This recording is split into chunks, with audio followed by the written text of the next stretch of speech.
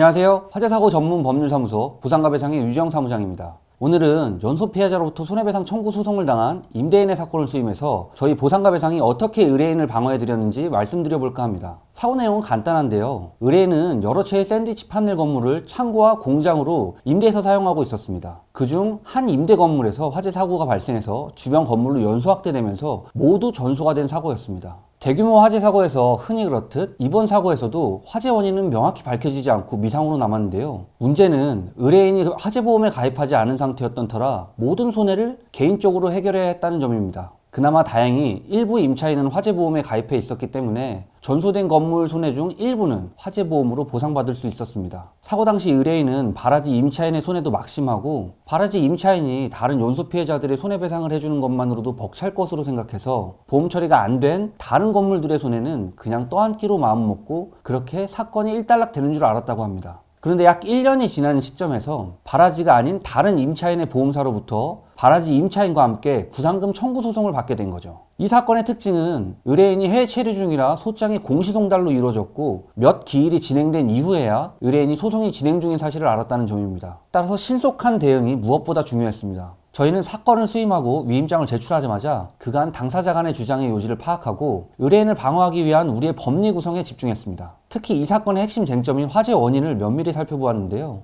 사실 관계당국의 서류상 화재 원인이 원인 미상으로는 기재되어 있었으나 본문에는 정기적 요인으로 인한 발화를 의심, 추정하는 뉘앙스라 이 부분을 확실히 방어해야 한다고 판단했습니다. 그래서 당시 화재 원인에 대한 감식을 진행한 감식반과 통화하여 정기적 요인을 검토한 것은 명확한 물증보다는 딱히 다른 화재 원인은 개연성이 크지 않았기 때문이며 추정 발화재 인근의 단락흔이 어떠한 전선인지는 명확히 파악할 수는 없었다 등 과거 유사 사건에서 저희가 임대인의 책임을 방어할 수 있었던 핵심 내용들을 파악한 뒤 변론에 임했습니다. 또한 임차인은 공작물의 점유자로서 손해의 방지에 필요한 주의를 다했다는 것을 무엇도 입증하지 않고 있었다는 점도 추가로 어필했죠. 그 결과 재판부는 저희의 주장을 받아들여 저희 의뢰인이 아닌 바라지 임차인에게 공작물의 설치 또는 보존의 하자로 인한 책임이 있다는 판결을 내렸습니다. 이렇게 화재 사고의 경우 각각의 사건마다 필요한 자료와 구성할 법리 등이 다릅니다. 즉 해당 사건의 결과는 얼마나 풍부한 노하우로 다양한 법리 해석을 준비하고 이를 뒷받침할 수 있는 증빙 자료를 제공할 수 있는지에 달려 있습니다. 저희 보상가배상은 화재 사고와 관련해서 보험금 청구뿐만 아니라 손해배상 청구와 방어 업무를 수백 건 진행해 오며 각각의 사건에 맞는 법리 구성과 자료 증빙, 손해액 입증까지 맞춤 서비스를 제공해 드릴 수 있습니다. 만약 화재 사고로 전문가의 도움이 필요하시다면 주저하지 말고 보상가배상에 문의 주시기 바랍니다.